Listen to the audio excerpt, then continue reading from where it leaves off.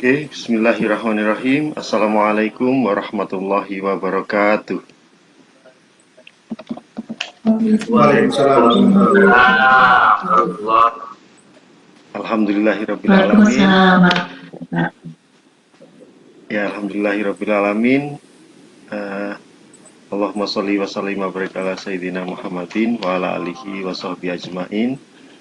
Bapak Ibu yang berbahagia, para peserta webinar diseminasi budaya positif di sekolah yang berbahagia. Syukur alhamdulillah pada kesempatan malam hari ini 27 Juli 2023 kita bisa menyempatkan waktu untuk hadir di ruang virtual ini dalam keadaan sehat walafiat. Yang kami hormati ini ada Bapak Agung Priyadi selaku Wakil Kepala Sekolah. Nanti mohon bisa memberikan sambutan tentang materi diseminasi budaya positif di sekolah. Sebelum waktu saya serahkan pada Pak Agung dan Bu Rida, akan saya sampaikan bahwasanya Bu Rida Panca Indrawati ini adalah calon guru penggerak di Angkatan 8, dan salah satu tugas beliau adalah mendiseminasikan materi-materi yang terkait budaya positif. Jadi di materi budaya positif itu, karena modul guru penggerak ini ada 3 paket modul. Paket modul yang pertama itu ada 4 modul.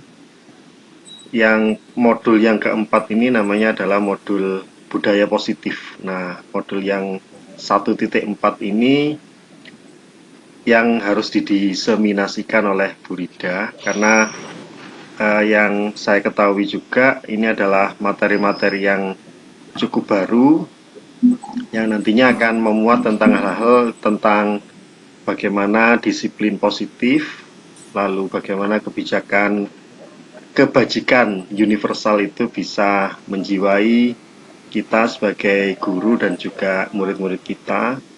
Lalu nanti Bu Rida akan menyampaikan tentang teori motivasi, lalu hukuman dan restitusi, lalu tentang keyakinan atau kesepakatan kelas, lalu hal-hal yang terkait dengan kebutuhan dasar manusia, termasuk kebutuhan siswa-siswa kita, 5 posisi kontrol, dan juga segitiga restitusi.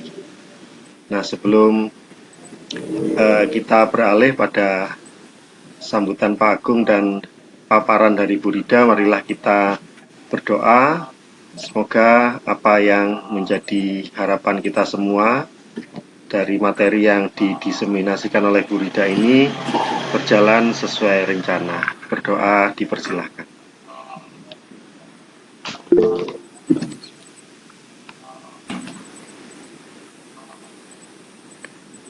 Doa selesai.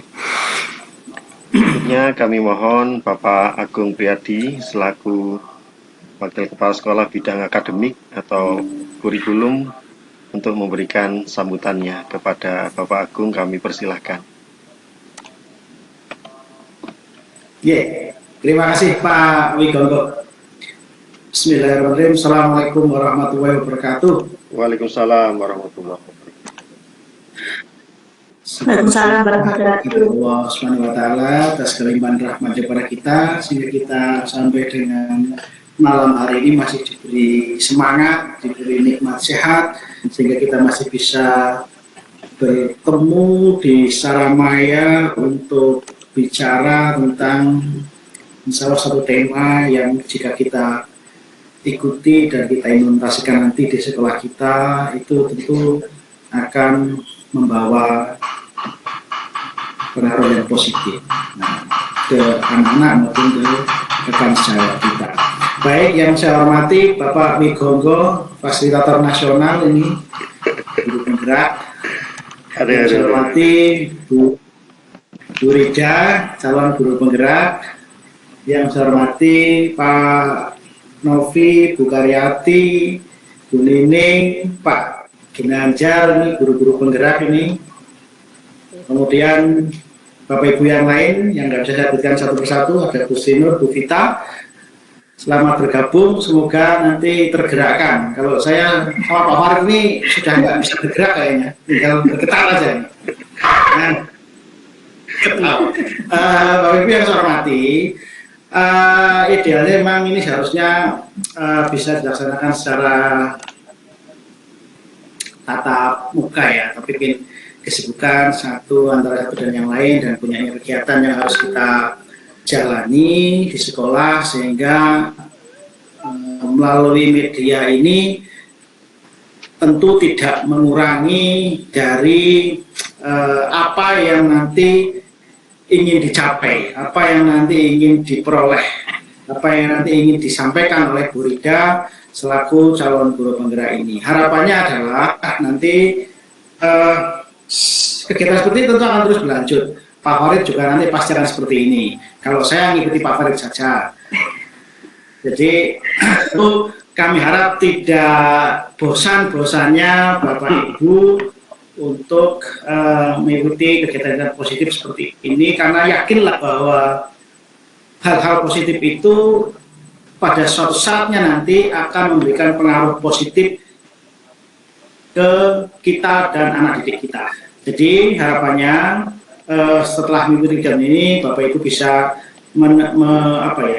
mengambil makna atau hikmah atau inti dari apa yang disampaikan oleh Bu Rida Panca, kemudian diimplementasikan di kelas masing-masing, apalagi yang sudah berstatus guru penggerak, tentu melihat gerakan-gerakannya, sehingga tentu gerakan-gerakan positif itu nanti yang bisa menambah SMK 6 menjadi bergerak lebih keras, lebih jaya lagi, sehingga makin dikenal sebagai benar-benar berkualitas gitu, karena gurunya sudah bergerak semua ke arah yang positif. Apalagi kita memiliki SDM yang sangat istimewa sebenarnya, masih banyak kan yang muda, kemudian sudah memiliki banyak sekali istilahnya predikat-predikat.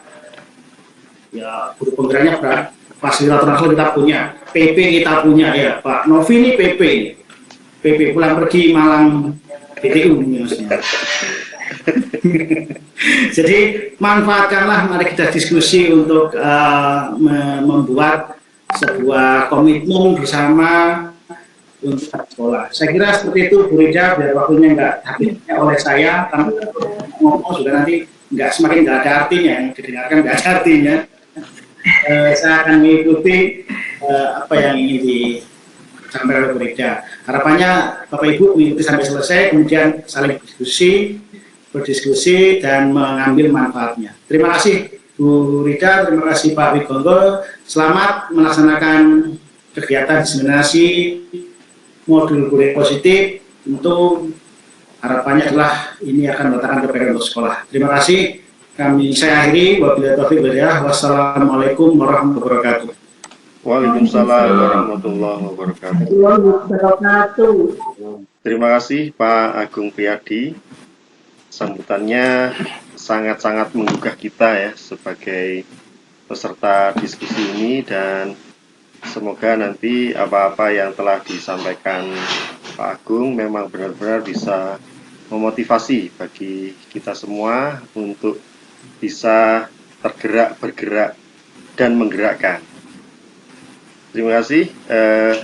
Berikutnya kita beralih pada Ibu Rida Pancawati. Setelah tadi diberikan semangat oleh Pak Agung ya, semoga Bu Rida ini semakin bersemangat agar bisa lulus dari diklat guru penggerak dengan mulus gitu ya Bu Rida ya. Oke, Bu Rida dipersilakan untuk waktu presentasi sekitar 15 sampai 20 menit. Kami persilakan Bu Rida. Baik Pak Wi, Pak Agung, terima kasih banyak juga Bapak Ibu yang sudah menyempatkan waktunya untuk bisa bergabung di sini. Di sini saya akan menyampaikan presentasi di mana materi yang saya berikan nanti tentang budaya positif dengan keyakinan kelas. Saya Bapak Ibu, suara saya sudah jelas? Sudah Jelas, Bu. jelas. Jelas nih. Jelas. Untuk presentasinya sudah tampil ya. Presentasinya sudah tampil ya. Tampil, tampil. Tampil. Membuktikan budaya positif dengan keyakinan Iya. mantap, yakin dok. Baik, kita lanjutkan. Di sini ada makna kata disiplin. Di sini kebanyakan orang akan menghubungkan kata disiplin dengan tata tertib, teratur, dan kepatuhan pada tata tertib. Disiplin juga sering dihubungkan dengan hukuman ya. Nah, padahal itu sungguh berbeda karena belajar tentang disiplin positif itu tidak harus selalu dengan memberi hukuman. Justru itu adalah alternatif terakhir dan kalau perlu tidak akan digunakan sama sekali. Kemudian menurut Bapak Pendidikan Ki Hajar Dewantoro menyatakan di mana ada kemerdekaan, disitulah harus ada disiplin yang kuat. Sungguh pun disiplin itu bersifat self-disiplin, yaitu kita sendiri yang mewajibkan kita dengan sekeras-kerasnya. Tetapi itu sama saja. Sebab kalau tidak cakap melakukan self-disiplin, wajiblah penguasa lain mendisiplinkan kita. Dan peraturan demikianlah harus ada suasana yang merdeka. Kemudian di situ menurut Ki Hajar Dewantoro menyatakan untuk mencapai kemerdekaan atau dalam konteks pendidikan kita saat ini, untuk menciptakan murid yang merdeka, syarat utamanya adalah harus ada disiplin yang kuat. Nah, disiplin yang dimaksud di sini adalah disiplin diri, ya, yang memiliki motivasi internal yang berasal dari dalam. Jika kita tidak memiliki motivasi ini, maka kita memerlukan pihak lain untuk mendisiplinkan kita atau motivasi eksternal, karena berasal dari luar, bukan dari dalam diri kita sendiri. Nah, adapun definisi kata merdeka itu menurut Ki Hajar Dewantoro adalah merdeka itu artinya tidak hanya terlepas dari perintah, jadi akan tetapi cakap buat memerintah dirinya sendiri.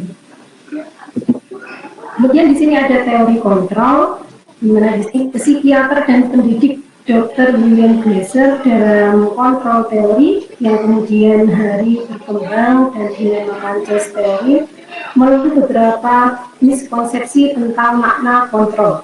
Nah, di sini ada 4 yaitu di antaranya yang pertama itu ada ilusi guru mengontrol murid. Kemudian yang kedua, ilusi bahwa semua penguatan positif efektif dan bermanfaat. Yang ketiga, ilusi bahwa kritik dan membuat orang merasa bersalah dapat menguatkan karakter. Dan yang terakhir di sini, ilusi bahwa orang dewasa memiliki hak memaksa. Kemudian dari teori kontrol di sini ada 5 posisi kontrol yang dimiliki oleh guru. Yang pertama itu guru sebagai penghukum. Kemudian yang kedua, guru sebagai pembuat orang merasa bersalah.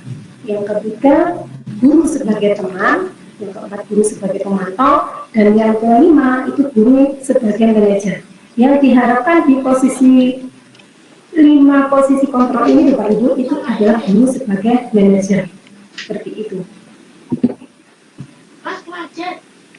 Selanjutnya di sini ada nilai-nilai kebajikan, di mana untuk nilai-nilai kebajikan yang saat ini di sini adalah tentang nilai-nilai profil pelajar Pancasila. Karena di sini untuk nilai-nilai profil pelajar Pancasila ini nilai yang universal.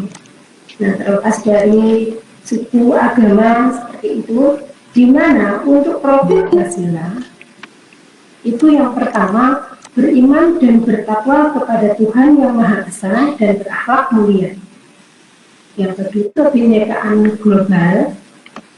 Kemudian yang ketiga, bergotong royong. 4, kreatif. Yang kelima, bernalar. Dan yang terakhir di sini adalah mandiri. Selanjutnya di sini ada teori motivasi. Di mana untuk teori motivasi, menurut Dian Gosen dalam bukunya Restructuring School Discipline itu menyatakan 3 motivasi perilaku manusia. 3 motivasi perilaku manusia ini diantaranya yang pertama untuk menghindari ketidaknyamanan atau hukuman. 2, mendapatkan imbalan atau penghargaan dari orang lain. Dan yang ketiga, untuk menjadi orang yang mereka mencintai diri sendiri dengan nilai-nilai yang mereka percaya. Selanjutnya di sini ada yang namanya hubungan, konsekuensi, dan restitusi. Nah, di sini dalam menjalankan peraturan ataupun keyakinan kelas ataupun keyakinan sekolah, bila mana ada suatu pelanggaran, tentunya sesuatu harus terjadi.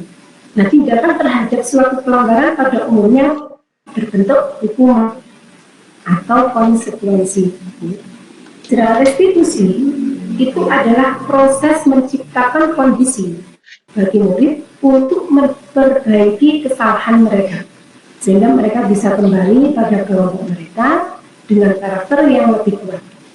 Nah, di sini nanti untuk mengatasi permasalahan yang dihadapi oleh siswa itu akan dilakukan dengan menggunakan yang namanya segitiga restitusi, di mana segitiga restitusi untuk membantu murid menjadi lebih memiliki tujuan, disiplin positif, dan memulihkan dirinya setelah berbuat salah. Kemudian di sini ada segitiga restitusi, di mana untuk segitiga restitusi ini yang pertama yaitu di sini menanyakan keyakinan. Setelah menanyakan keyakinan, di sini ada menstabilkan identitas. Setelah itu baru masuk ke validasi yang salah. Selanjutnya, 5 kebutuhan dasar manusia. Banyak dari kita selalu mendambakan kehidupan yang tentunya mendapat pengakuan dari orang lain. Semisal, pengakuan terhadap kemampuan yang dimiliki, harta benda, prestasi akademik, dan sebagainya. Sehingga dengan susah payah kita senantiasa berusaha mendapatkan pengakuan tersebut. Nah, fenomena tersebut inilah merupakan hal yang wajar. Hal ini selaras dengan teori kebutuhan dasar manusia menurut. Nah, di mana di sini terdiri dari 5. Yang pertama di sini bertahan hidup, kemudian ada penguasaan, asal diterima, kebebasan, dan kesenangan. Selanjutnya di sini keyakinan kelas, yaitu di mana keyakinan kelas ini dibentuk untuk menertibkan siswa di dalam kelas. Menertibkan di sini bukan dalam artian pemaksaan, ya, namun lebih kepada tanggung jawab dari setiap siswa, karena keyakinan kelas dibentuk secara bersama-sama. Maka dari itu sudah menjadi tanggung jawab para siswa untuk mentaati tanpa adanya paksaan. Fungsi keyakinan kelas ini juga sebagai pengendali diri agar siswa juga belajar bersikap di sekolah maupun di rumah. Selanjutnya di sini ada tujuan dari penerapan keyakinan kelas. Tujuan dari penerapan keyakinan kelas ini yang pertama untuk mewujudkan merdeka belajar pada anak, kemudian mewujudkan disiplin positif kepada anak, membentuk karakter yang positif pada anak, dan menumbuhkan adanya semangat belajar kepada anak. Tujuan dari penerapan keyakinan kelas. Selanjutnya, nah Bapak Ibu, terima kasih sekian untuk presentasi dari saya. Mungkin ada yang ditanyakan, monggo Bapak Ibu kita saling berdiskusi di sini. Terima kasih Pak Wi, saya kembalikan ke Iya, terima kasih Bu Rida sudah memaparkan materi tentang budaya positif.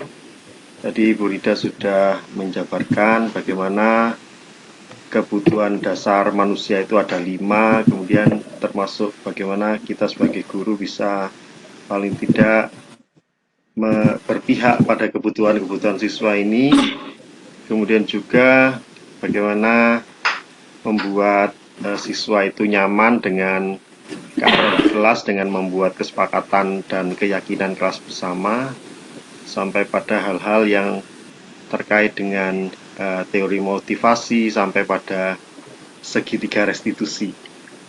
Ini teori-teori mungkin yang relatif baru bagi kita ya, dan mungkin dari apa yang sudah dipaparkan oleh Bu Rida, ada rekan-rekan yang ingin menanyakan atau ingin berdiskusi lebih lanjut, kami persilahkan.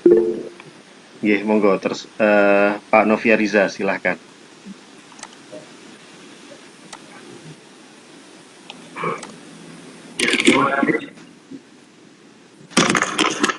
Assalamualaikum Waalaikumsalam warahmatullahi wabarakatuh. Bu Rida. Waalaikumsalam warahmatullahi wabarakatuh. Jadi untuk Bu Rida mungkin pertama-tama apakah bisa diberikan contoh nyata bentuk budaya yang harus dilakukan, jadi kayak tingkah laku real gitu. Sudah, saya catat dulu deh Pak nih. Jadi tingkah laku kita kan yang awam sekali dengan budaya positif, ngapain sih taunya kan budaya positif, dan terus kemudian bagaimana caranya kok bisa nggak ada reward and punishment gitu. Nah itu kan masih jadi pertanyaan dari banyak guru, mungkin masih awam karena kami melihat juga beberapa guru yang non guru penggerak masih kurang dalam melakukan disiplin positif, itu yang pertama. Kemudian yang kedua, Pak Notin, yang pertama apa Pak tadi? Bagaimana? mengenai contoh nyata budaya positif. Contoh nyata budaya positif. Iya, contoh nyatanya budaya positif itu seperti apa yang tanpa reward and punishment itu. Terus kemudian diberikan contoh atau mungkin link YouTube atau apa begitu, jadi praktek nyatanya seperti apa begitu. Mungkin ada link-link dari Bu Rida sendiri. Hasil dari yang saya lakukan seperti itu. Ya, aksi nyatanya Bu Rida sendiri atau aksi nyata teman-teman lainnya ya, itu juga bisa. Jadi contoh restitusi yang nyata bagi teman-teman guru ini kira-kira seperti apa gitu. Kalau dari saya itu saja. Mohon maaf kalau terlalu banyak tanya. Terima kasih. Waalaikumsalam warahmatullahi wabarakatuh. Ya, ini pertanyaan dari Pak Novia Riza tentang contoh nyata dari budaya positif sehingga tidak ada reward dan punishment gitu ya. Kemudian aksi nyata dari Bu Rida ya tentang budaya positif. Ya, dua pertanyaan. Berikutnya Pak Daris, siswa Nugraha, dipersilakan. Oh, dulu ya? Ditampung dulu ya. Mungkin 3 atau 4 pertanyaan baru dijawab gitu Bu Rida ya. Terima kasih. Silakan Pak Daris. Terima kasih atas waktu dan kesempatannya. Mohon maaf nanti kepengen. Allah, jangan. Oh iya, ini Pak Daris biasa mencet-mencet di tempat yang tidak semestinya ini kayaknya ini ya, mic-nya jadi terpencet. Oh ya, ini berikutnya Pak Farid Syafi'i, Direktur BCS, dipersilakan. Maaf Pak, juga kepencet. Alhamdulillah. Betul ya. Malam-malam kok banyak yang salah pencet ini ya. Ada udah marah lah. Malam Jumat kali. Atas apa ya, masih baru mungkin pelaku guru yang masih tidak banyak bergerak ini ya. Dengan adanya guru K6 ini akhirnya semangat kami untuk terus bergerak dan menggerakkan gitu lah. Gini Bu Rida, dengan kondisi real yang ada sekarang tentunya kita harus paham betul lah istilahnya kondisi karakter, terus yang banyak aspek dan lain sebagainya ya.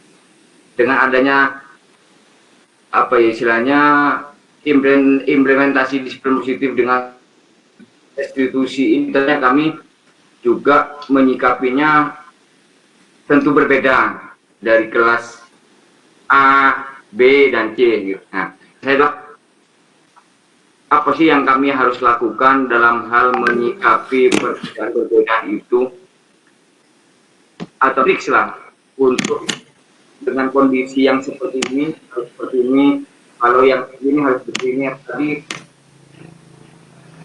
Tadi saya lihat tidak mengenal apa istilahnya reward punishment lah. Terima kasih. Iya Pak. Saya ulangi Pak Farid ya, apa yang harus dilakukan untuk menghadapi perbedaan kondisi apa ya, Oh, itu kondisi. baik karakter dan sebagainya. Ya, jadi tentang bagaimana menyikapi perbedaan di kelas, karena di kelas kita itu banyak sekali perbedaan, mungkin dari gaya mengajar, kemudian perbedaan budaya, perbedaan cara-cara menghadapi sesama gitu ya Pak Farid. Ya, mungkin 3 pertanyaan dulu Bu Ida, dipersilakan yang dari Pak Novi dulu tadi. Oh, ini Bu Eti, sebentar Bu Eti ya, setelah 3 pertanyaan terjawab baru nanti Bu Eti ya. Terima kasih. Monggo Bu Ida dulu. Oke, mudah-mudahan saya tidak lupa nanti.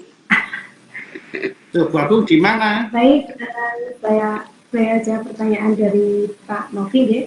Contohnya Pak budaya positif tentang reward dan punishment.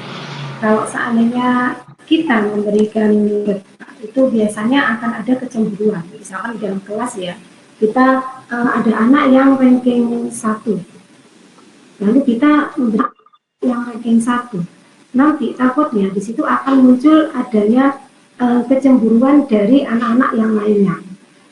Nah, bisa jadi anak yang ranking 1 ini nanti akan dikucilkan atau istilahnya tidak disukai karena guru ini memberikan reward, sedangkan tidak ranking 1, maka dia tidak dikasih reward oleh gurunya. Nah, akan muncul kecemburuan sosial. Makanya di sini kenapa kita harus menggunakan yang namanya bukan reward atau punishment. Nah, itu tadi untuk menghindari adanya rasa kecemburuan, terus nanti adanya rasa sakit hati antar sesama temannya. Jadi tidak akan terbentuknya suasana yang nyaman nanti di kelas itu, Pak. Seperti itu. Lalu untuk contoh budaya positif yang sudah ada di sekolah, contohnya misalkan di sini sudah adanya senyum sapa. Nah, itu sudah merupakan contoh dari budaya positif di sekolah kita. Kemudian adanya datang tepat waktu, ya. Nah, itu juga termasuk contoh budaya positif. Nah, terus untuk masalah contoh tentang bagaimana segitiga restitusi pengaplikasian saya terhadap anak-anak, ini nanti akan saya tayangkan. Sebentar nih, Bapak Ibu. Aksi nyata dari segitiga restitusi yang saya lakukan.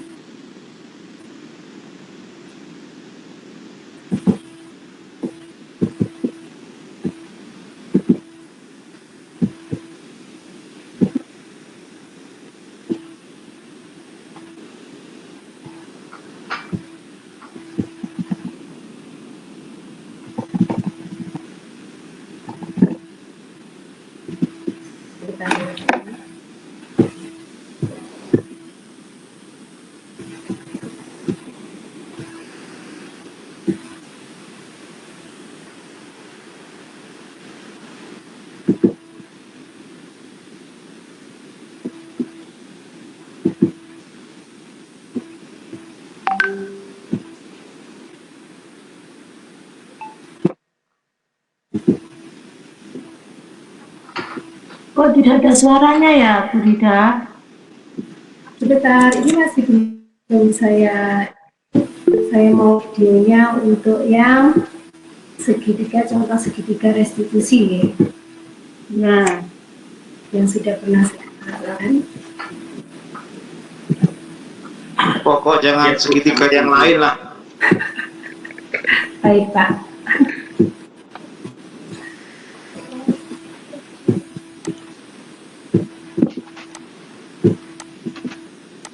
Pak Afif kayaknya sedang pakai Ciptakan segitiga. budaktif. Afif. Ya, saya tutup dulu ya presentasinya yang ini, baru saya keluarkan untuk videonya ya. Monggo.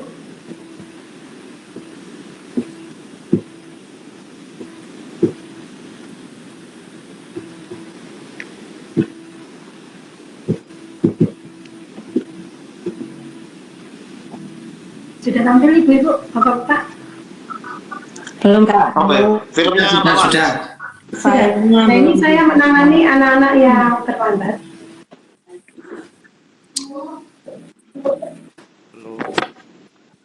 Belum kelihatan. Belum kelihatan deh. Belum di play. Sebentar. Ya masih folder. Belum dibuka. Folder, Masih Bu, Mas. folder. Gini, Ya, Bu Rida yang videonya kelihatan. disetel dulu baru dipilih, Bu. gini.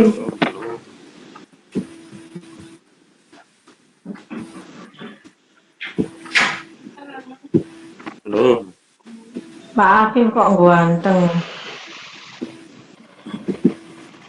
Tagline kumpulke.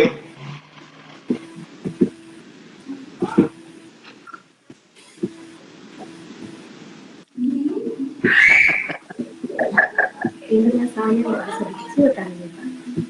Oh bisa. Bentar. Pak Afif, Apa? budayanya nggak positif loh kalau ketiaknya kelihatan. Bu. Ini saking anu ini. Bergelantungan. Anu Bu Rida disetel dulu terus kemudian dipilih videonya, Bu. Ini sudah saya setel Pak. Sudah disetel. Nggak kelihatan nih. Enggak. Kelihatan foldernya, Bu. Muncul, nggak muncul. Santai, saya. Masih berbentuk folder, Bu. Bisa dibantu Abah Wali kalau nyetel film gini biar cepat. Loh, Ini kan kayak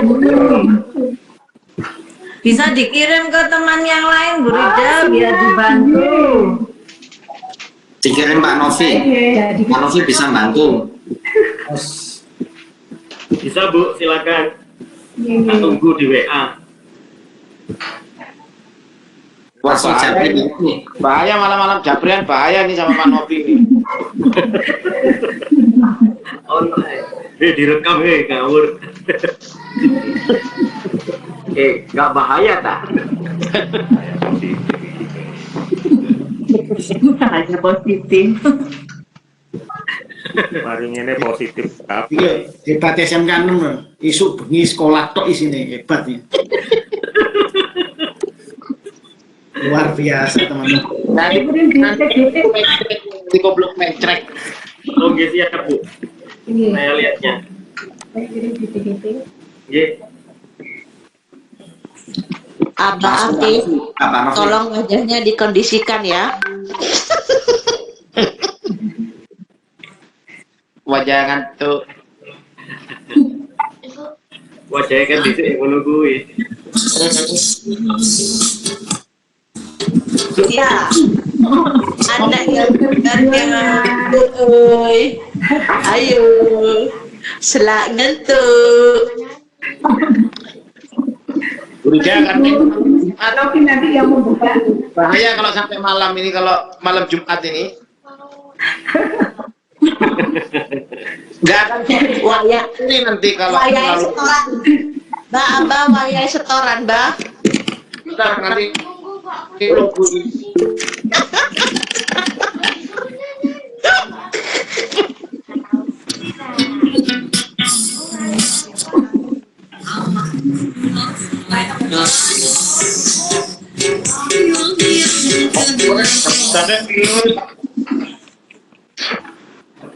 Umar Kipit nih.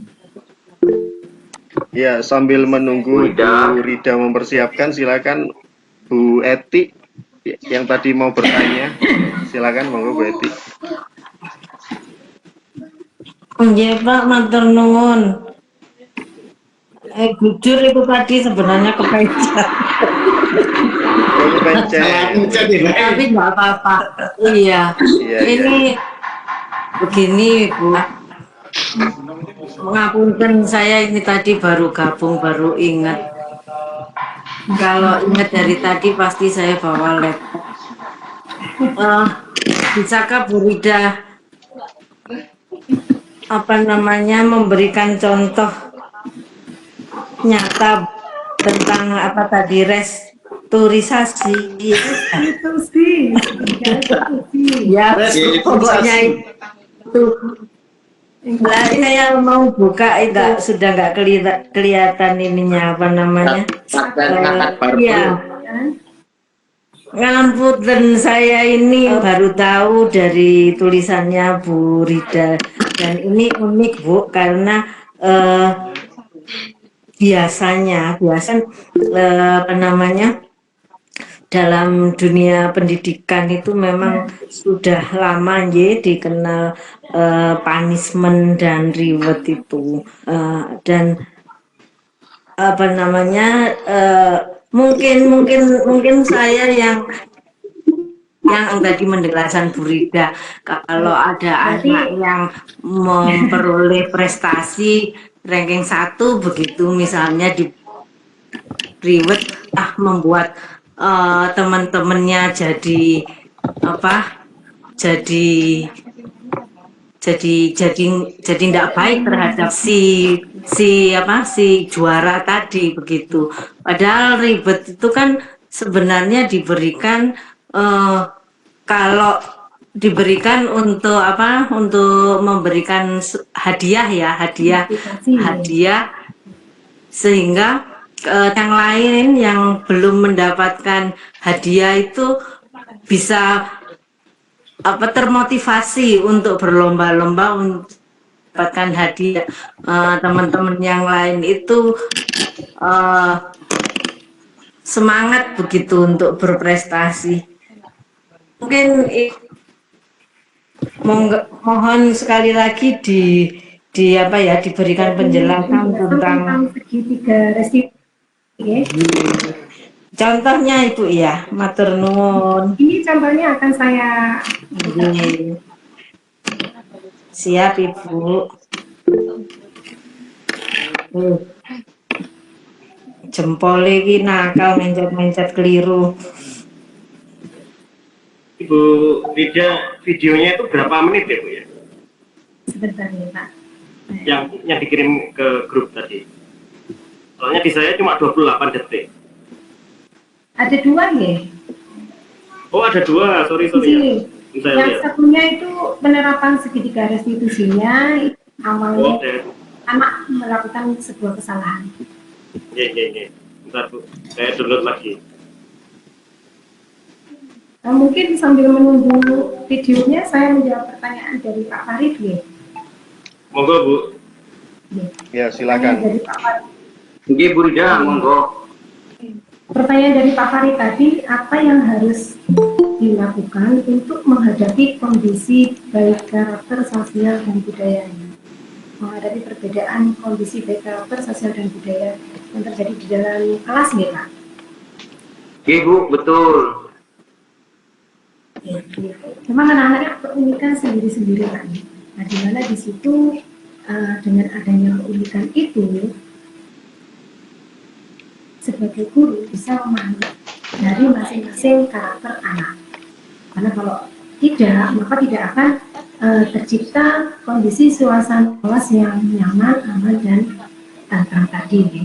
Nah, di mana ini nanti untuk masa kondisi baik karakter, sosial, dan budaya ini bisa terjadi apa namanya, istilahnya kita bisa mengkondisikan kelas menjadi kelas yang aman. Ya, yang pertama itu tadi pendekatan ke siswa Pak. Nah, dengan pendekatan ke siswa tadi kita ketahui apa kebutuhan dari murid itu, lalu apa yang diinginkan dari murid itu. Contohnya misalkan saya mengajar di kelas yang cuma anaknya laki-laki ya, tadi Pak Farid mengatakan anaknya laki-laki yang banyak karakternya ya. Iya betul. Sulit diarahkan. Nah, itu memang suatu apa istilahnya Pak ya, bagaimana caranya guru itu supaya bisa mengkoordinasikan siswa-siswa tersebut supaya kondisi kelas itu menjadi nyaman. Nah, dengan pendekatan kepada siswa tersebut, kita harus mengetahui apa keinginan siswa ini. Nah, lalu bagaimana caranya supaya siswa bisa mengikuti pelajaran kita dengan berbagai karakter itu. Nah, kita bisa melakukan dengan cara mungkin kita menggunakan, bisa mengubah media pembelajaran kita ke media pembelajaran yang menyenangkan atau berinovasi. Mungkin anak-anak jenuh dengan pembelajaran yang kita lakukan itu saja, mereka ada yang mainan HP sendiri, ada yang ngobrol sendiri, atau izin kemana terus nggak kembali. Itu mungkin karena kejenuhan dari mereka ya. Jadi kita bisa melakukan pembelajaran berdiferensiasi, terus kita bisa mengkondisikan siswa dengan melakukan pendekatan-pendekatan tersebut.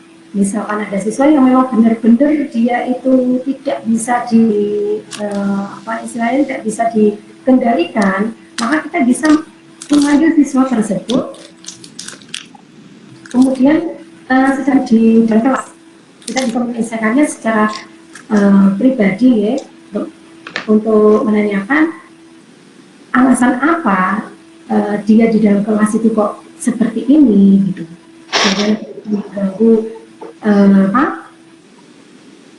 kondisi pada saat pembelajaran terjadi gitu. Jadi kita harus tahu latar belakang dari siswa tersebut ya, seperti itu. Mungkin ada yang bisa lebih Bapak Ibu atau ada yang bisa lebih memperjelas atau menambahkan mungkin dari jawaban saya kurang berkenan atau bagaimana? Demikian Pak Wali untuk dari saya. Oke, terima kasih Bu. Saya sangat berkenan sekali. Iya, ternyata Pak Farid mudah puas ini ya.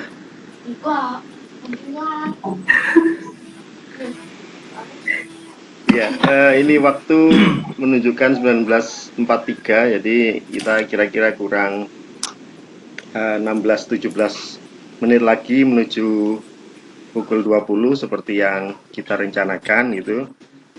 Sambil menambahkan apa-apa yang sudah disampaikan oleh Bu Rida, bahwasanya memang tampilan PowerPoint Bu Rida itu tadi mengatakan bahwasanya untuk reward dan punishment itu dihindari Bu Rida ya, untuk di budaya positif ini, karena menurut teori motivasi, seseorang itu tergerak karena ada motivasi eksternal dan motivasi internal. Motivasi internal ini yang pertama, seseorang melakukan sesuatu itu karena ingin dipuji orang atau ingin mendapatkan reward.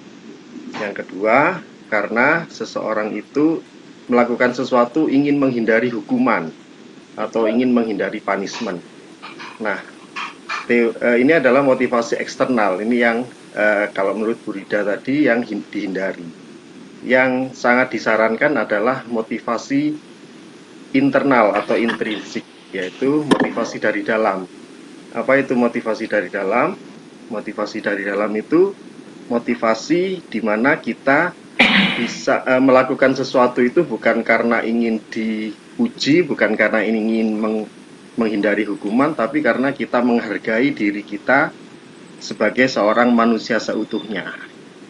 Jadi kalau kita memiliki profil seperti profil pelajar Pancasila, memiliki akhlak mulia, kemandirian, bernalar kritis, kreatif, kemudian berkebinekaan global dan memiliki gotong royong, maka kita misalkan datang pagi seperti Pak Agung datang jam 6 pagi itu bukan karena ingin dipuji, karena bukan ingin dihukum, tapi karena memang menghargai diri sendiri sebagai seorang manusia yang mandiri dan bertanggung jawab. Nah, seperti itu.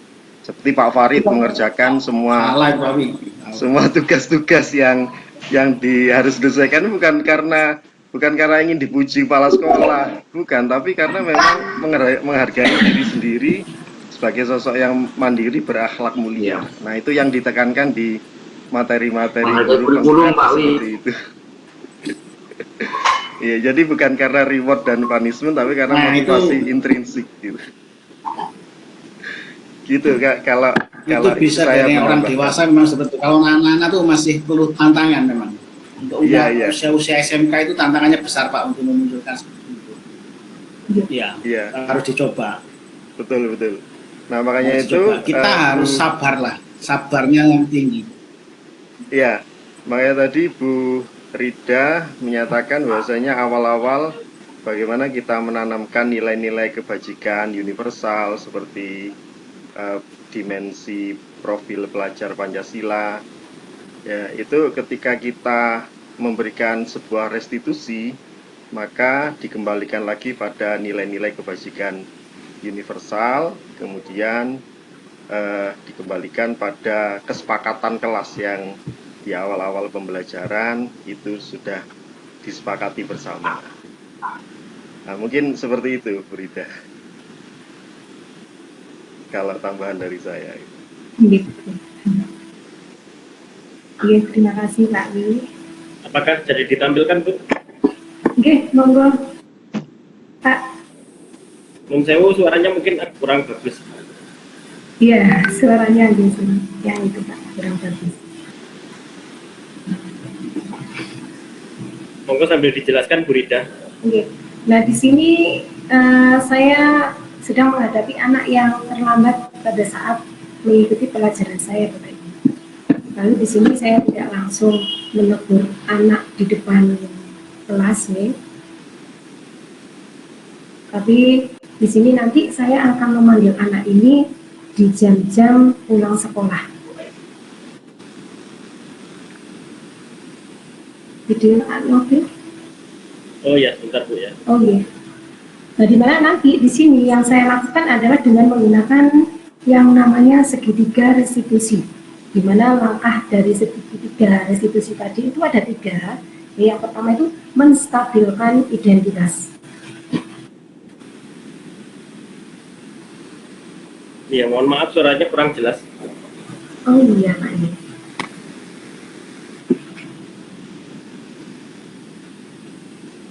Nah, ini saya pada saat praktek tidak menggunakan tambahan suara itu, Bapak. Oh, oke. Mungkin bisa dijelaskan, Bu. Jadi, seperti ini apa yang dilakukan Bu Rida? Di sini yang pertama ini saya melakukan menstabilkan identitas. Jadi jika anak berbuat salah, maka ada kebutuhan dasar mereka yang tidak terpenuhi. Bagian dasar segitiga restitusi ini memiliki tujuan bahwa orang karena telah berbuat kesalahan menjadi orang yang sukses. Nah, di sini mampu meyakinkan mereka dengan mengatakan kalimat misalkan seperti ini. Tidak ada manusia yang sempurna. Nah, kita bisa menyampaikan seperti itu anak-anak. Lalu kita juga bisa menyampaikan seperti ini. Saya juga pernah melakukan kesalahan seperti ini pada saat waktu sekolah. Ibu juga pernah terlambat. Nah, seperti itu. Jadi biar anak tidak merasa takut gitu. Kemudian ketika seseorang dalam kondisi MK, otak anak ini mampu berpikir rasional, ya. Jadi saat inilah kita bisa menstabilkan identitas anak ini. Nah, anak kita bantu dengan tenang dan mencari solusi untuk menyelesaikan permasalahannya. Nah, ini fungsinya dari menstabilkan identitas lagi. Kemudian langkah selanjutnya, langkah yang melakukan memvalidasi tindakan yang salah. Nah, dari konsep langkah kedua, kita harus memahami kebutuhan yang mendasari tindakan anak berbuat kesalahan tadi. Nah, ketika semua tindakan manusia baik atau buruk pasti memiliki maksud dan tujuan. Nah, ketika kita mau anak yang berbuat salah, okay, nah di sini kita akan dalam masa ini yang diperlukan adalah kita memahami alasan melakukan hal tersebut sehingga anak merasa dipahami. Jadi kita harus tahu alasannya kenapa si anak ini melakukan hal tersebut. Kemudian langkah yang ketiga, ini langkah yang terakhir dari segitiga restitusi, yaitu menanyakan keyakinan. Nah, di mana setiap kali kita melakukan pembelajaran di awal, pasti Bapak Ibu kan akan melakukan keyakinan kelas ya, di mana keyakinan kelas itu dibuat oleh guru dan murid, lalu disepakati oleh guru dan murid. Dimana kalau dulu namanya adalah peraturan ya, karena kalau peraturan itu nanti anak-anak merasa bisa saja merasa takut atau apa, jadi dari peraturan itu kita rubah menjadi yang namanya keyakinan kelas. Nah, dari keyakinan kelas itu terjadi kesepakatan, dan kalau kesepakatan itu nanti dilanggar oleh siswa, nah maka akan ada yang namanya konsekuensi. Jadi makanya tidak ada hukuman, lebih baik hukuman itu diadakan lebih baik ya Pak ya. Nah, jadi lebih ke arah konsekuensi. Nah, kemudian saya lanjutkan untuk langkah yang ketiga di sini menanyakan keyakinan. Nah, di sini pada dasarnya motivasi secara internal, termotivasi secara internal. Ketika langkah 1 dan langkah 2 tadi itu sukses dilakukan ya. Nah, maka anak akan siap untuk dihubungkan dengan nilai-nilai yang dia percaya dan berpindah menjadi orang yang dia inginkan. Jadi nilai-nilai yang dia percaya itu tadi nilai-nilai kebajikan tadi yang menggunakan profil pelajar Pancasila itu tadi. Nah, penting menanyakan ke anak tentang kehidupan ke depan yang dia inginkan. Kemudian ketika mereka sudah menemukan gambaran masa depannya, guru dapat membantu mereka untuk tetap fokus pada gambarannya. Nah, melalui segitiga restitusi inilah kita dapat mewujudkan mereka menjadi murid yang merdeka itu tadi. Jadi segitiga restitusi ini supaya anak itu bisa bertanggung dan mandiri atas kesalahan yang dia perbuat. Tapi memang butuh kesabaran Bapak Ibu untuk melakukan hal ini seperti itu. Terima kasih Bu Evi. Ini penyampaian dari saya tentang segitiga restitusi. Nah, jadi memang perlu sekali kesabaran untuk melaksanakan ini. Tapi lebih baik perlahan-lahan kita bisa memulainya dari sini, ya. Jadi bisa dibudayakan. Yang terpenting itu semua itu bisa dilakukan asalkan ada dukungan dari semua warga sekolah, ya Bapak Ibu, ya, untuk budaya positif ini. Tapi kalau kita berjalan sendiri, maka budaya positif itu tidak akan bisa berjalan dengan baik. Seperti itu. Oke, silakan Pak Daris. Saya kembalikan lagi ke Pak I. Ya, ini ada yang angkat tangan Pak Daris biar nggak capek. Terima kasih. Monggo ini Bu. Terima kasih Pak Widodo. Ini sih Bu Rita Panca. Mau banyak terkait dengan segitiga restitusi tadi. Ketika tadi dicontohkan siswa itu terlambat dan treatment penanganannya seperti tadi, yang menjadi pertanyaan saya, yang pada umumnya ada dinamis. Kalau melihat temannya terlambat dan ternyata seperti itu, mungkin nantinya akan banyak yang mencoba-coba untuk terlambat, Bu. Nah, selanjutnya untuk mengatasi hal tersebut bagaimana, Bu? Baik Pak, saya coba menjawab ini Pak. Makanya di sini kenapa kita harus ada dukungan dari semua warga sekolah? Nah, karena budaya kita kan awet, padahal kurang disiplin ya Pak ya, anak-anaknya juga. Nah, mungkin juga termasuk dari gurunya juga, ya. Nah, makanya di sini gimana caranya supaya nanti anak-anak itu tidak banyak yang melakukan suatu perbuatan. Nah, di sini tidak hanya murid saja yang melakukan perubahan dari itu, tapi juga dari gurunya juga yang sebagai teladan bagi anak-anak itu. Nah, seperti itu. Jadi dengan kita awali sebagai teladan bagi anak-anak untuk selalu tepat waktu. Nah, itu mungkin anak-anak akan mengikuti kita, Pak. Dengan semangat. Memang yang namanya perubahan secara positif itu pasti membutuhkan waktu yang panjang, ya. Nah, lalu di sini nanti kesepakatan kelas itulah, Pak. Nanti kita bisa melakukan untuk meminimalisir anak-anak yang terlambat. Dari kesepakatan kelas itu tadi, nah kita buat kesepakatan kelas terlambat maksimal berapa menit dari masuk sekolah itu tadi. Nah, dari kesepakatan kelas itu tadi, nah nanti ada konsekuensi. Nah, dari konsekuensi ini, kalau misalkan mereka memang banyak terlambat, ya seperti itu Pak. kita sebagai guru memang harus sabar dan selalu sabar memang untuk mendidik anak-anak kita untuk menjadi lebih baik. Seperti itu Pak Daris. Mungkin ini ada yang angkat tangan, ini peserta yang baru ini kayak namanya Pak Ginanjar Panuntun. Monggo Pak Ginanjar. Oke. Terima kasih Pak Wigongo diberikan kesempatan. Saya ingin ikut menanggapi pertanyaan dari Bu Rizky. Dan saya juga sudah menerapkannya terkait dengan budaya positif yang disampaikan oleh Bu Rida Panca selama hampir 1 tahun belakang ini ya. Selama saya mengikuti pendidikan guru penggerak dan juga di tahun ajaran baru ini saya terapkan kembali.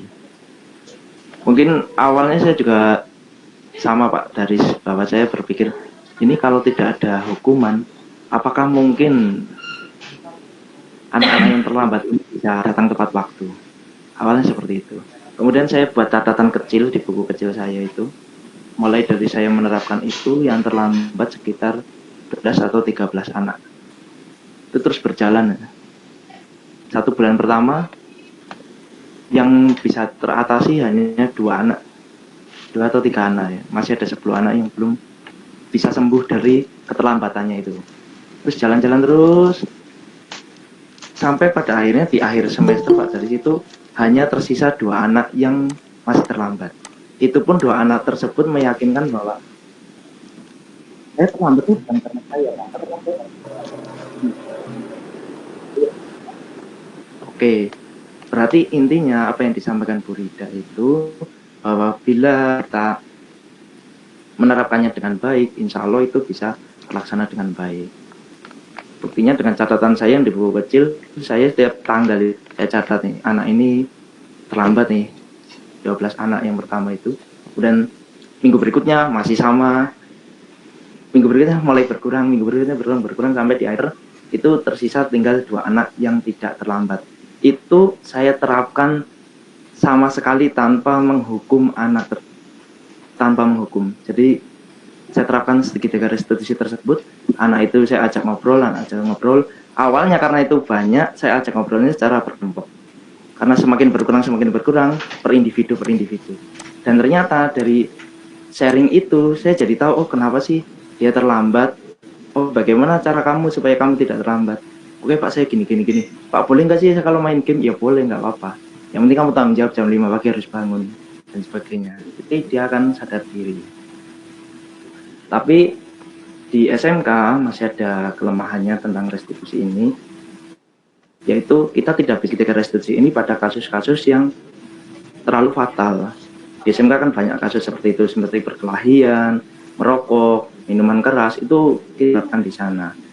Kecuali segitiga restitusi dan berita positif ini sudah diterapkan dari anak itu level bawah atau dari TK atau SD. Jadi akan terbawa terus.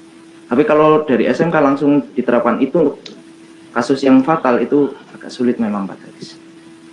Seperti itu mungkin sharingnya mungkin bisa sedikit menjawab pertanyaan dari Pak Daris. Terima kasih. Assalamualaikum warahmatullahi wabarakatuh. Waalaikumsalam warahmatullahi wabarakatuh. Luar biasa sekali Pak Ginanjar, memang pelan-pelan tapi pasti, karena memang reward dan punishment ini memang kalau menurut beberapa penelitian akan efektif dalam jangka pendek, tetapi tidak efektif dalam jangka panjang, sehingga memang untuk disarankan tidak memakai reward dan punishment, tetapi mengembalikan pada nilai-nilai kebajikan universal yang diyakini bersama-sama. Sepertinya seperti itu ya Pak. Oke, ini ada lagi yang angkat tangan, ini sudah jam 20.00, diteruskan atau 2 aja ya, Bu Eti, kemudian Pak Novia, setelah itu kita tutup. Nggih, monggo Bu Eti.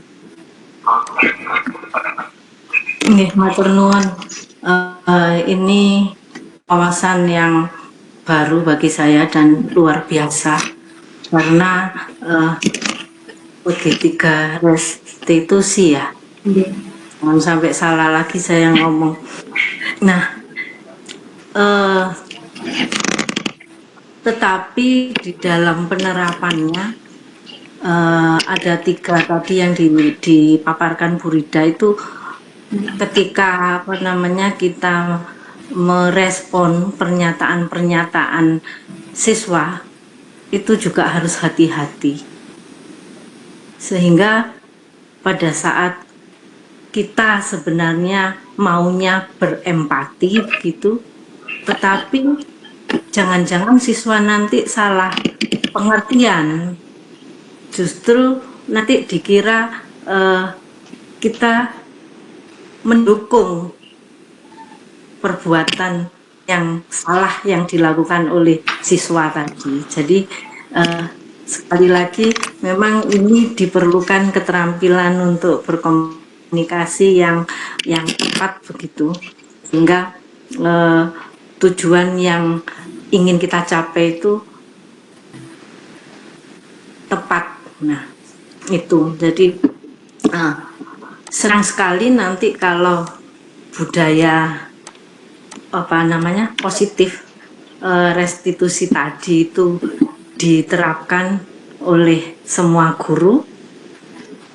Ini akan banyak sekali membantu guru BK ini, sehingga meminimalkan permasalahannya anak-anak. Nah, hebat ini ya. Saling kolaborasi Bu ya. Iya. Kolaborasi dan itu dari semua warga sekolah. Baru budaya positif jalan. Iya Bu. Nah itu kemudian Bu, yang mungkin saya tanyakan lagi ketika seperti Pak Ginanjar tadi memberikan melakukan segitiga restitusi, kemudian jika si anak yang sama mengulangi kesalahan yang sama itu seperti apa konsekuensinya itu? Itu saja mungkin, terima kasih. Baik, berarti. Nah, mungkin segi tadi ya Bu ya. Nah, kita sudah mencoba perlahan-lahan. Kalau memang anak itu masih tetap saja, berarti kita perlu menjadikan restitusi. Dan di sini berarti akan muncul yang namanya kebutuhan dasar manusia. Berarti dimana kebutuhan dasar manusia yang pertama itu tentang kebutuhan fisiologi. Dimana kebutuhan fisiologi ini merupakan kebutuhan paling dasar manusia, antara kebutuhan fisiologi berupa makan, minum, pakaian, tempat tidur ya. Nah, pemenuhan akan kebutuhan fisiologi ini berdampak pada rasa puas dalam dirinya. Kemudian yang kedua, kebutuhan akan rasa aman. Nah, dimana di sini setelah kebutuhan sandang, pangan, dan papan itu terpenuhi, ya, kebutuhan berikutnya adalah kebutuhan akan rasa aman. Anak merasa dari rasa takut, lalu dari cemas, serta kekalutan. Nah, banyak dari ini sebuah kebutuhan ya, ketika rasa aman itu sudah tidak lagi dimiliki, seperti itu. Kemudian kebutuhan manusia itu yang ketiga tentang kebutuhan akan cinta dan kasih sayang. Nah, di sini kebutuhan akan rasa aman sama fisiologi sudah terpenuhi. Selanjutnya muncul kebutuhan yang namanya rasa cinta dan kasih sayang. Ini erat kaitannya dengan ikatan kasih sayang di lingkungan keluarga dan lingkungan sosial. Makanya namanya karakter anak-anak itu berbeda, makanya kita harus tahu latar belakang dari anak-anak itu tadi. Kemudian setelah ada kebutuhan akan cinta dan kasih sayang, itu ada yang namanya kebutuhan akan pengakuan dari orang lain. Nah, dimana di sini yang terpenuhi ialah kebutuhan akan pengakuan terhadap kemampuan dari yang dimiliki anak tersebut, kemudian potensi diri dan prestasi yang dicapai dari orang lain. Nah, pemenuhan kebutuhan akan pengakuan dari orang lain ini akan menumbuhkan rasa percaya diri bagi anak, penggunaan dan kekuatan pada diri anak itu tadi. Kemudian terakhir ada yang namanya kebutuhan aktualisasi diri. Nah, kebutuhan yang menjadi puncak dari 5 kebutuhan dasar ini ya, manusia membutuhkan tempat agar dirinya dapat dengan leluasa itu mengaktualisasikan potensi dirinya dengan tujuan dapat memberikan manfaat kepada manusia lain. Nah, seperti itu ya. Jadi memang kita harus mengetahui kebutuhan dasar manusia supaya kita bisa mengetahui apa sebenarnya yang diinginkan oleh anak didik kita. Seperti itu. Ya, interupsi Bu Rida, ini waktu sudah lebih 6 menit. Mungkin terakhir Pak Novia Riza. Matur nuwun. Nggih, Bu Eti, terima kasih. Ya, Pak oke, Novia terima Riza, kasih. terakhir, nggih, monggo. Ya, kalau saya lebih sifat mendukung Pak Ginanjar dan Bu Rida saja. Jadi yang dikatakan disampaikan oleh Bu Rida dan Pak Ginanjar itu memang benar-benar kita rasakan. Saya yakin juga Bu Yunita, Bu Karyati, mungkin teman-teman gerak gitu, merasakan bahwa ternyata ya kalau dilakukan beneran itu hasilnya sangat optimal, efisien dan efektif. Contoh sederhana nih, kalau saya mengingatkan siswa pakai bajunya dikeluarkan gitu ya. Dulu saya pakai membuli atau memaki anaknya atau marah-marah bentak-bentak anaknya. Sekarang ditepuk bawahnya, mas-mas yang coba tolong dirapikan gitu. Nah, bajunya. Nah, kalau udah rapi terus wah, ngono lho rek, nggak luar biasa. Nggak perlu kata-kata kasih sayang ke kebutuhan manusia yang disampaikan Bu Rida. Kadang perlu disampaikan dan dilaksanakan bener-bener walaupun hanya lewat saja. Hasilnya alhamdulillah sekarang mereka lebih banyak, lebih rapi daripada ketika saya bentak-bentak guru. Nah, yang lainnya pasti sama dengan yang disampaikan Bu Rida dan sama juga seperti Pak Ginanjar.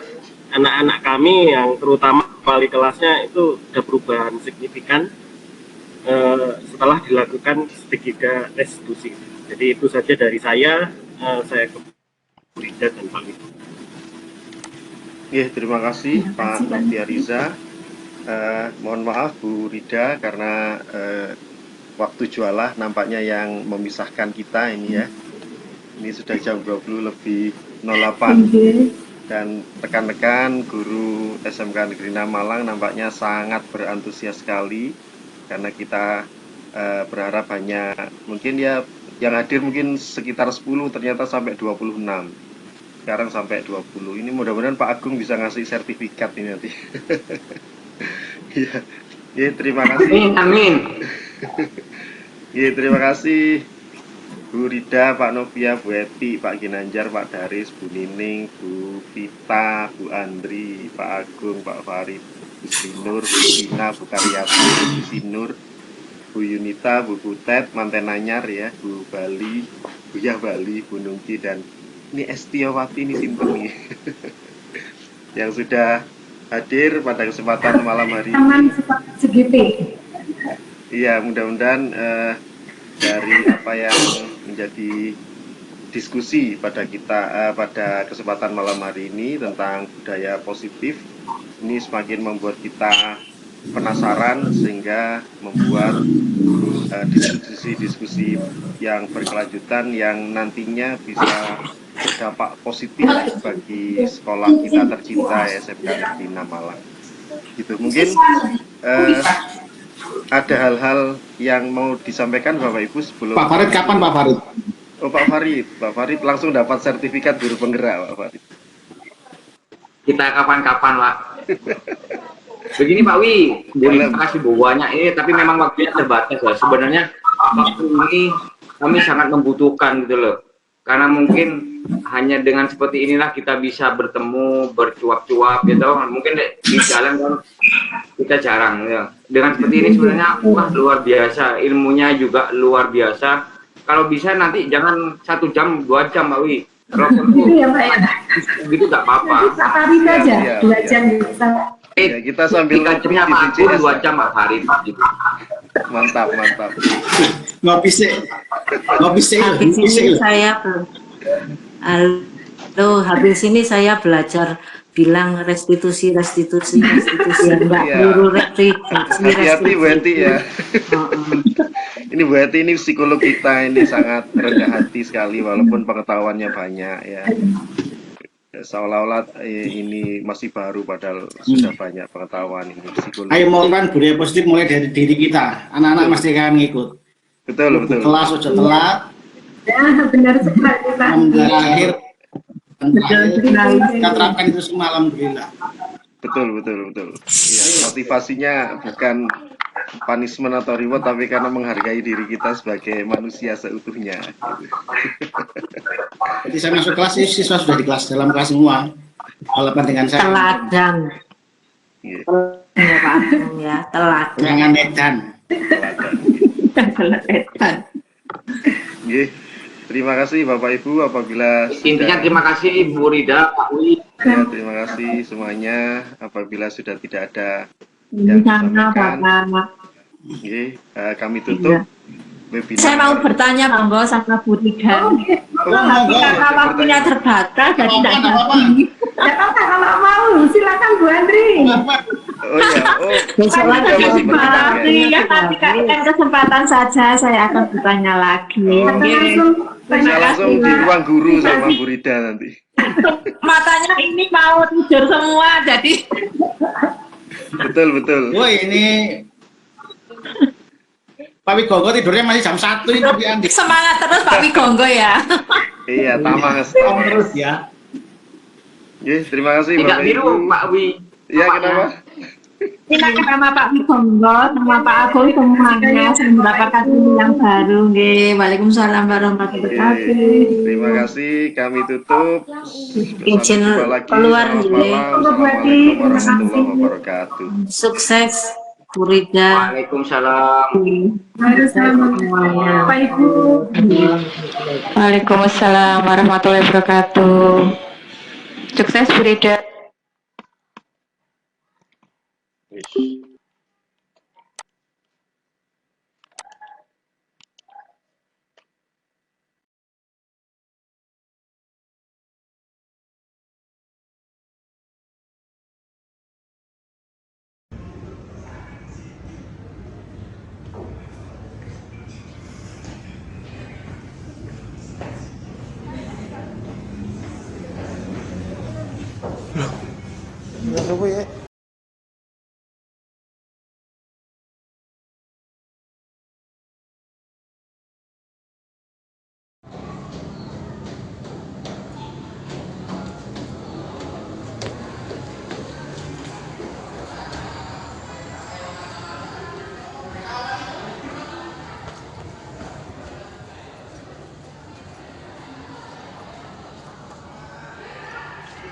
Ojo ngalir atau maju.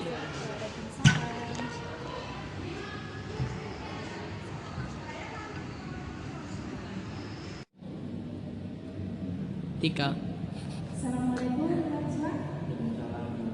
Najwa sudah tahu kenapa Bunda panggil ke sini ya? Belum ya? Jadi pada saat pelajaran Bunda ya, apa yang harus selamatkan? Terlambat. Terlambat datang ke sekolah ya. Nah, menurut Najwa itu baik apa enggak ya? Enggak baik kan ya? Nah, berarti Rasa sudah tahu kalau itu tidak baik, ya kan? Nah, di sini di dalam kelas kita kan pernah ya melakukan keyakinan di kelas. Rasma ingat enggak apa keyakinan di dalam kelas? Masuk jam 6.30. Maksudnya jam 6.30 ya? Lalu tadi Rasa masuknya? Jam 7 lebih. Jam 7 lebih ya. Nah,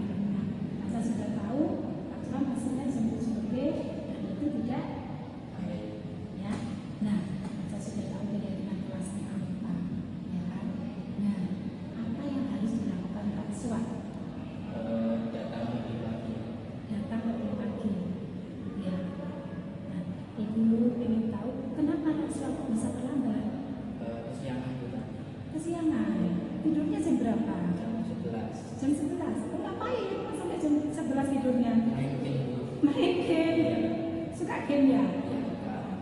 Nah, kalau kita sudah tahu karena tidurnya sampai jam 11 karena main game, berarti apa lagi yang harus dilakukan oleh siswa? Tidur lebih awal, Terus mengurangi game sampai larut malam. nah, main game sampai larut malam ya. Iya. Dia juga pernah melakukan kesalahan terlambat sekolah. Tapi bagaimanapun caranya ya, kita bagaimana caranya kita supaya tidak sampai terlambat lagi di sekolah. Nah, kita juga sudah tahu apa yang harus dilakukan, ya kan? Nah, kira-kira kapan siswa akan memulai itu? Mulai nanti ya. Jadi mulai nanti siswa akan tidur lebih awal dan mengurangi gamenya supaya bisa tidak terlambat. Ya. Berarti siswa harus bangun pagi supaya tidak terlambat juga. Tapi ada yang membangunkan? Biasanya pakai alarm. Pakai alarm ya. Tadi alarmnya nggak bunyi ya? Ya, berarti alarmnya lebih dibesarkan volumenya ya, itu bisa. Ya, baik Paswa sudah tahu apa kesalahan Paswa dan apa yang harus dilakukan oleh Paswa untuk kedepannya ya. Kita doakan semoga Paswa menjadi anak yang lebih disiplin, tidak terlambat lagi, menjadi anak yang soleh, baik dan cerdas. Ya, oke. Paswa sudah mungkin cukup itu dari media ya. Paswa bisa meninggalkan ruangan ini. Ya. Sama-sama. Assalamualaikum Ubed. Waalaikumsalam Bu. Sehat? Sehat. Ubed tahu kenapa Bu Rida memanggil Ubed ke sini? Tidak tahu. Tidak tahu ya? Ya. Nah, berdasarkan info dari Bu Min selaku staf kesiswaan, Ubed belum potong rambut ukuran 321 ya? Iya Bu, benar. Benar ya? Ya. Nah, yang dilakukan Ubed ini benar apa enggak? Salah Bu. Salah ya? Iya. Nah, Ubed ingat enggak keyakinan awal masuk sekolah di sini itu bagaimana? Potong rambut untuk laki-laki berukuran 321. Iya, rambut untuk laki-laki ukurannya 321. Berarti sudah paham ya? Ya. Ya, berarti Ubed juga sudah tahu apa yang Ubed lakukan ini belum benar. Ya. Nah, kira-kira apa yang harus dilakukan Ubed? Saya akan membenarkan model potong rambut sesuai keyakinan ukuran 321. Iya. Berarti Ubed harus potong rambut ya. Iya. Nah, kira-kira kapan Ubed bisa melakukannya? Insya Allah nanti Bu, setelah pulang sekolah. Ya, setelah pulang sekolah ya. Ya. Kita sudah tahu keyakinan di sekolah ini aturan rambutnya itu harus bagaimana ya? Baiklah, kita sudah tahu dan sudah paham. Nah, kita doakan semoga Ubed kita akan menjadi lebih baik, menjadi anak yang soleh, disiplin, cerdas, ya. Baiklah Ubed, terima kasih ya atas waktunya. Ya, Untuk bisa meninggalkan ruangan ini. Assalamualaikum. Assalamualaikum warahmatullahi wabarakatuh. Perkenalkan, nama saya Muhammad Ubaidillah dari kelas 11 TPIP 2. Saya senang sekali melakukan praktek segitiga restitusi. Saya diajarkan mencari solusi dari masalah saya sendiri. Assalamualaikum warahmatullahi wabarakatuh. Nama saya Muhammad Najwa Syawaldan. Saya senang sekali melakukan praktik segitiga restitusi. Saya diajarkan mencari solusi dari masalah saya sendiri.